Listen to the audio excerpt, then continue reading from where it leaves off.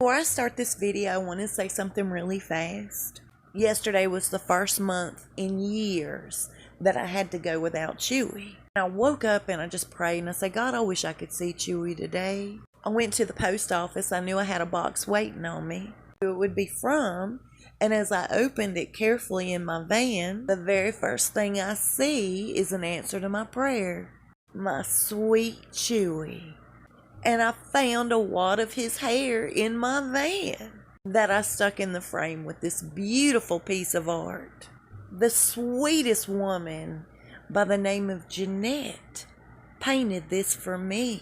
I'll cherish it forever and always, and I'll be forever grateful to Jeanette. I wanted to share it with you guys. Hey, welcome to the Danger Zone. It's Ashley. Everything in this video can be found on a public domain, and the full disclaimers down below.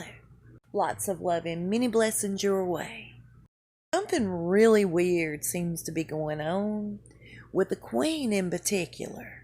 It's like she couldn't wait to get to Balmoral, and once they arrived and had their moving truck full of everything she loves, drop everything off, they've turned around and decided they're not going to Buckingham Palace, but they're going directly to Sandringham. The excuse given is COVID and their health worries. That's strange. I don't think they're too awfully worried about it, in my opinion. Towards the end of this month, they're going to turn portions of Sandringham, or a portion, into a drive-in theater, open to the public. Wouldn't that be high risk? It just doesn't seem right to me. Anyway, getting on with it. And I totally agree with her on every word she said regarding that title and Meghan Markle. She says Meghan needs to turn that title over right now, and members of Parliament are considering making her do just that. Meghan's not at all thrilled with this woman. But listen, this woman made a very good point. She said if Meghan, which she will not, don't worry, ever makes it to the White House and becomes president of the United States, she may feel a little vindictive when it comes to the UK. Go after them, trying to even the score. Of course that sounds like something Meghan would do. Why wouldn't she? With her Walter Mitty syndrome, that's just my opinion.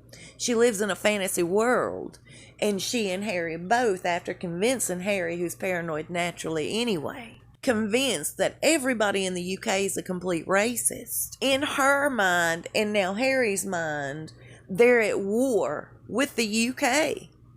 So I think India Willoughby makes a really good point. Meghan has the potential to be dangerous. If she's in the right spot, she could really be dangerous. But that's where we as Americans have to step up to the plate.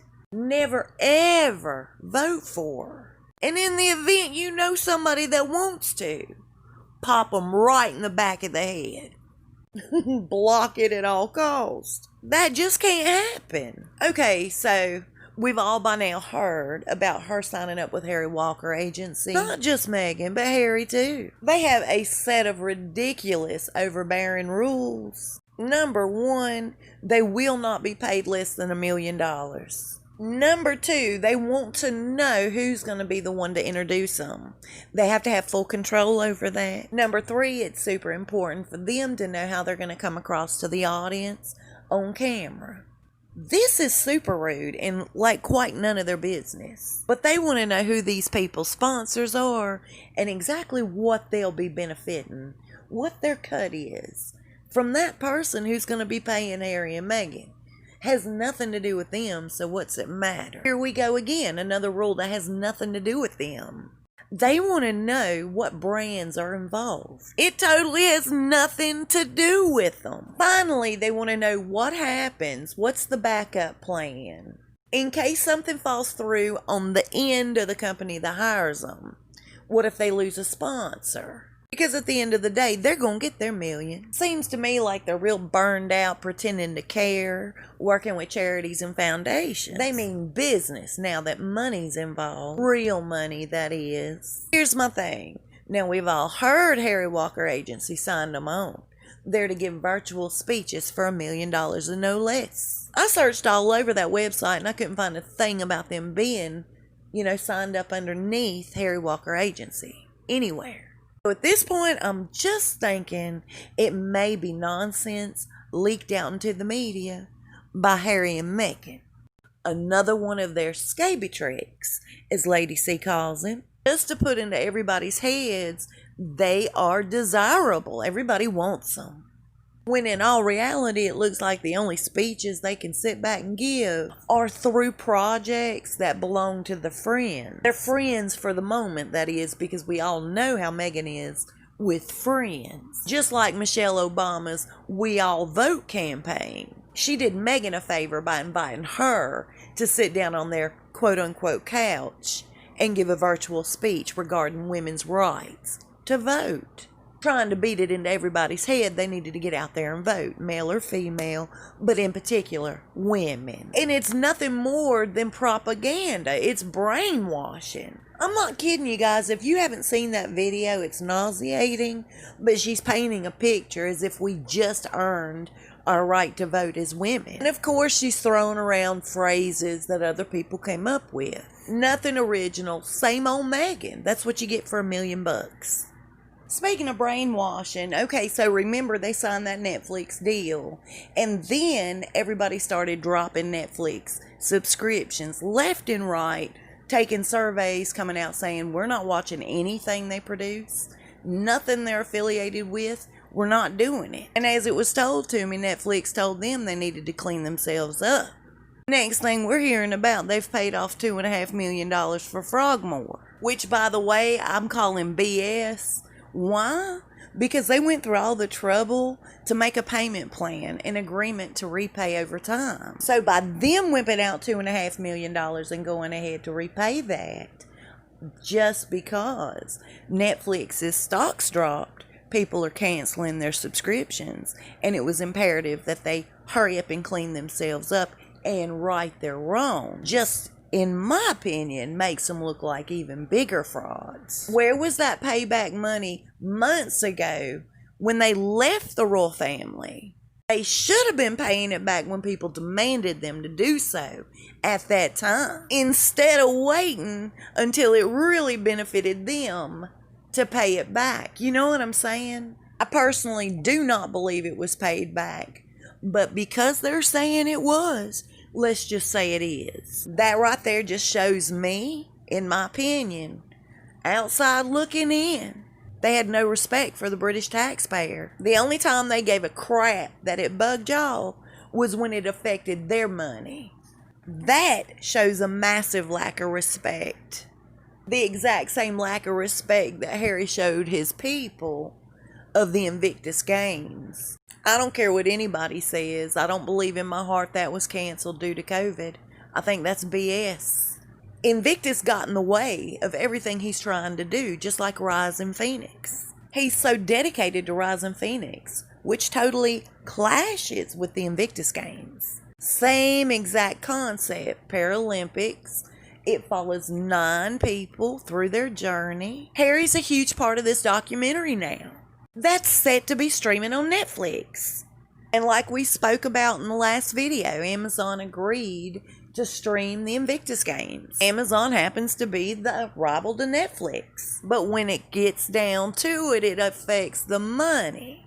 There's no big money tied to Invictus. Of course he's going to sell himself out for the money, throwing the people of Invictus to the curb. Now, real fast, getting back to the brainwashing I started talking about.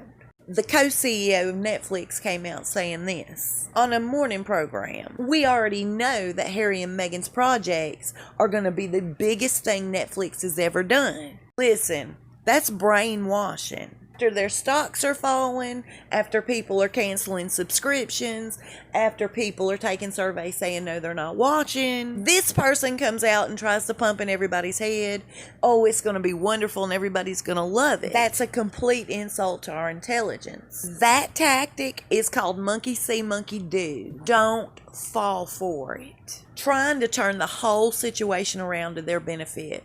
Their bank accounts are affected, desperately clutching at straws. This man's eyes tell me everything. He's quite nervous. Before I end this video, I wanted to bring something up really fast. I want to say a thank you to my good buddy Jay. I appreciate you so much.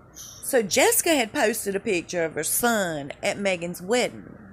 It just so happened to have had a bit of Meghan in that picture. A couple days later, she deleted it. Now, according to Jessica, when she was asked about it, she said she's had 3 years of nothing but bullying and hatred from other women. But you know what? She's getting it from Meghan too, and we'll talk about that in 2 seconds. Rumor in the grapevine is this. I can't say this is fact or fiction. I'm just going to say my source is very reliable. She's been offered a book deal. She doesn't have to do any of the work.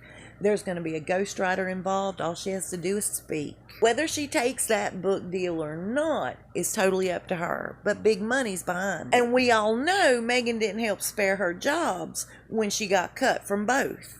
But Meghan's buddy did say on Meghan's behalf this. Jessica and Meghan have been on the outs for quite some time. It didn't start with the Sasha incident. It started way before that. Some people, it seems, have made a career out of being Meghan's friend. How can they even say that with a good conscience?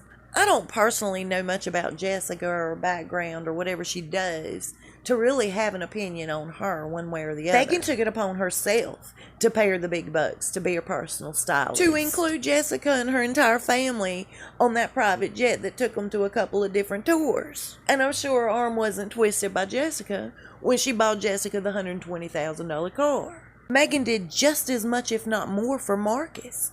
I wonder what they're going to say about him. So if this book deal is a legitimate offer, I hope she takes it and runs with it. I hope y'all are having a great day today. I certainly did not mean to talk your ears off. I'll see you soon and we'll talk much faster. Please stay safe and be blessed.